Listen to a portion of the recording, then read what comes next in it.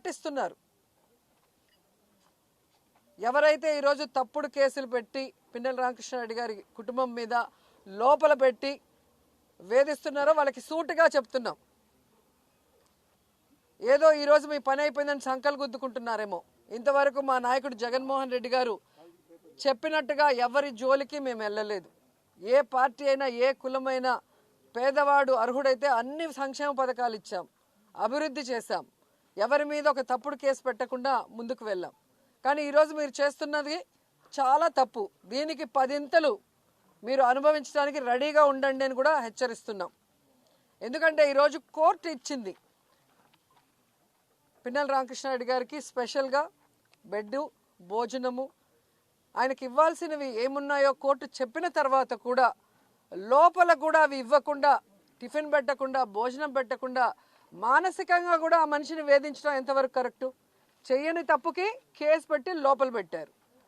లోపల పెట్టిన తర్వాత ఈరోజు కోర్టు ఇచ్చిన ఆర్డర్ని బేఖాతరు చేస్తూ భోజనం కూడా పెట్టడం లేదంటే మీరు ఏం ఉద్దేశంతో చేస్తున్నారో చెప్పాలి. లోపల ఉన్న ఆఫీసర్లు కానీ పైన ఉన్న ఆఫీసర్లు ఒకరి మీద ఒకరు చెప్పుకుంటూ తప్పించుకుంటున్నారు. రేపు ఈ ఆఫీసర్లందరూ ఇక్కడే పనిచేయాల. రేపు మీ పరిస్థితి ఏంటో ఒకసారి చూడండి.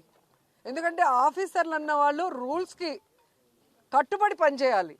అంతేగాని లోకేష్కి, చంద్రబాబు నాయుడుకి భజన బ్యాచ్ లాగా పనిచేయకూడదు.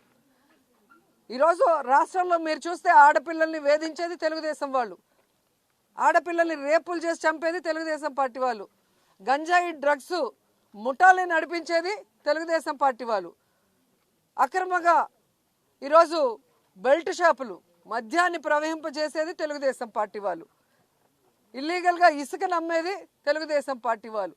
చేసే తప్పులన్నీ తెలుగుదేశం వాళ్ళు చేస్తుంటే వాళ్ళని పట్టుకోవడం ఆపేసి, వాళ్ళ మీద కేసులు పెట్టడం ఆపేసి ఈరోజు తెలుగుదేశం పార్టీ వాళ్ళు మాకు వీడు నచ్చలేదు, వీడి మీద కేసు పెట్టు, వీడు నచ్చలేదు, వీడి మీద కేసు పెట్టు, లేదా వీడు పవర్ఫుల్, వీడి ఊర్లోంచి బయటకు పోవాలి. వాళ్ళు రాసిచ్చిన పేర్ల మీద మీరు తప్పుడు కేసులు పెట్టుకుంటూ ఈరోజు అక్రమంగా అరెస్టులు చేసి లోపల పెడితే భయపడి పారిపోతామా?